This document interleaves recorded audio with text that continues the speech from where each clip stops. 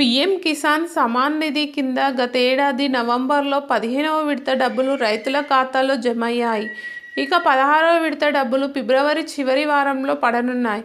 అయితే అంతకు ముందే ఫిబ్రవరి 20వ తేదీన ఈకేవైసీ గడువు ముగుస్తున్నది.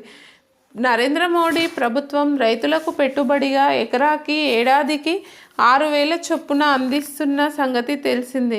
రైతుల ఖాతాల్లో డబ్బులు జమ చేస్తారు. ప్రధానమంత్రి కిసాన్ సమాన్ నిధి పథకం కింద ఈ డబ్బులు పడుతున్నాయి. చివరిసారి గతేడాది నవంబర్లో 15వ తేదీన ఈ డబ్బులు పడ్డాయి. ఇప్పుడు 16వ విడత పీఎం కిసాన్ సమాన్ నిధి డబ్బులు రైతుల ఖాతాల్లో జమ కావాల్సి ఉంది.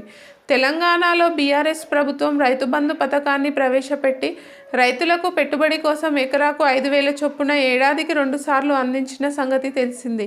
ఈ పథకం ప్రారంభించిన తర్వాత కేంద్రంలోని మోదీ ప్రభుత్వం కూడా పీఎం కిసాన్ సమాన్ నిధి పథకాన్ని ప్రారంభించింది. తెలంగాణ రైతులు రైతు బంధు పథకం కింద వచ్చే డబ్బులతో పాటు మోడీ ప్రభుత్వం వేసే డబ్బుల కోసం ఎదురు చూస్తుంటారు. పీఎం కిసాన్ సమాన్ నిధి కింద 16వ విడత డబ్బులు ఈ నెలలో పడనున్నాయి. ఫిబ్రవరి చివరి వారంలో పీఎం కిసాన్ సమాన్ నిధి డబ్బులు రైతుల ఖాతాల్లో జమ అవుతాయని తెలిసింది. ఈ డబ్బులు రావాలంటే రైతులు ఈకేవైసీ తప్పనిసరిగా చేయించుకోవాలి. ఈకేవైసీకి గడువు కూడా ఈ నెల 20తో ముగియనుంది. కాబట్టి ఇంతలోపే ఈకేవైసీ పూర్తి చేసుకుంటే ఆ తర్వాత ఈ నెల చివరి వారంలో మోడీ డబ్బులు ఖాతాలో జమ అవుతాయి.